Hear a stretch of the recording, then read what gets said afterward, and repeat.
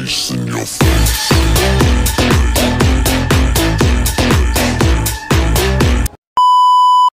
Jenny Bernales. Auditor, Maribeth Bayona. Assistant Auditor, Nili Amar. PRO, Mariana Amar. Rini Hongko, Warlin Omictin. Business Manager, Nimia Bohe, Marcel Makiling, Mary Ann Cernecola. Assistant Sergeant of Arms, Miss Nimia M. Belarma, Shirley J. Sueso, Mary Marjorie Hinterola. Muse, Rod P. Dago. Advisors, Tony Iloy, Marlene Kasinsinan, Mary Grace Dalipi, and Gina Malparta.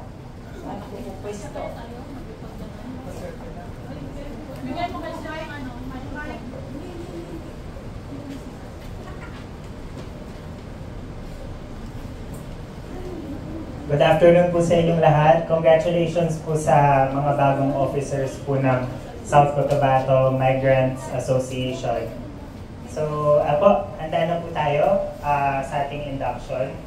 So, itaas po natin yung ating kanang kamay sa ayos po ng panunumpa. So, repeat after me po. I, please state your name. Having been elected as, please state your position. Do solemnly swear that I will perform all my duties and responsibilities with the commitment and dedication motivated by the noble intention to help the South Cotabato Migrants Association in Hong Kong and their families in the Philippines. I will be loyal to the organization and will abide by its rules and policies.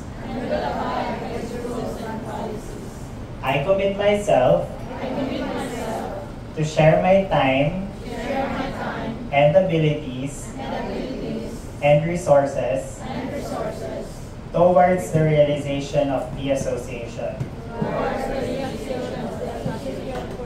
for the good of all nations. So help me God.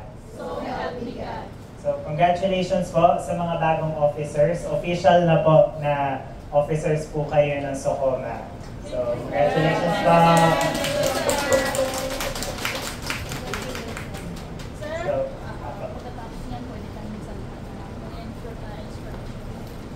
So, importante po para po sa mga overseas Filipinos yung sa 6 months ko po na pag-stay po dito sa Hong Kong, sa consulate po, na realize ko po kung gaano ka-importante ang mga association po kagaya po ng SOCOMA sa buhay po ng mga overseas Filipinos.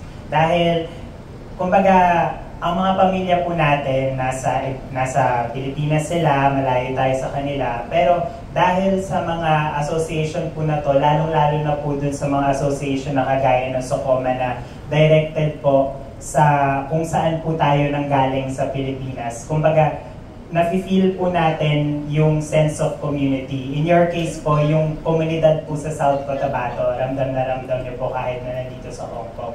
Kaya po, importante po yung mga association na ganito at kumbaga kayo po bilang po mga officers, sana po, I'm sure alam nyo po yung value po ng importansya ng inyong association at kumbaga nakasalalay po sa inyo ang success at ang continued value po ng association na to, lalong-lalo na po sa mga kapwa po ninyo ng mga taga South Cotabato dito po sa Hong Kong. Kasi kanino pa po ba tayo tatakbo? kung malayo po tayo sa mga pamilya. Doon po sa mga pinakamalapit sa, kumbaga, doon sa chosen family natin kung nasan tayo. In your case, doon po sa mga kapwa po ninyo nakasama sa South Cotabato. Tsaka natuwa po ako dito sa oath-taking po ninyo kasi sinama nyo po na hindi lang po yung noble intention to help yung association, kundi pati yung mga pamilya po sa Pilipinas. Hindi po talaga natin nalilimutan yung mga pamilya po natin sa Pilipinas. At ang kagandahan po dito sa asosasyon nyo, hindi lang po pagtulong po sa kapwa, miyembro, kundi pagtulong din po sa komunidad, tsaka po sa pamilya po sa Pilipinas. So, yun po. Congratulations po. Naway pong magtagumpay pa po lalo and more power po sa asosasyon po ninyo. At syempre po kami po dito sa Philippine Consulate, tuloy-tuloy lang rin po yung pagsuporta po namin sa bawat asosasyon po dito sa Hong Kong. Kumbaga, yun. Tulong-tulong lang po talaga tayo. And very happy po kami sa Consulate to extend whatever assistance.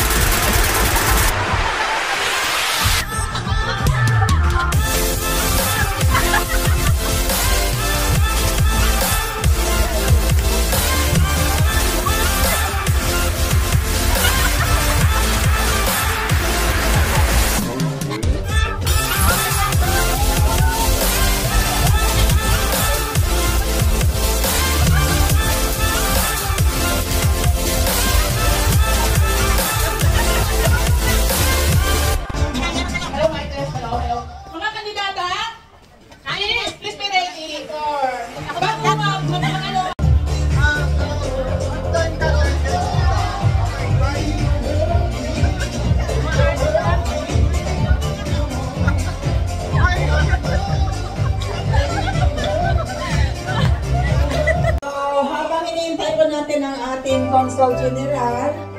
Punta muna tayo sa next number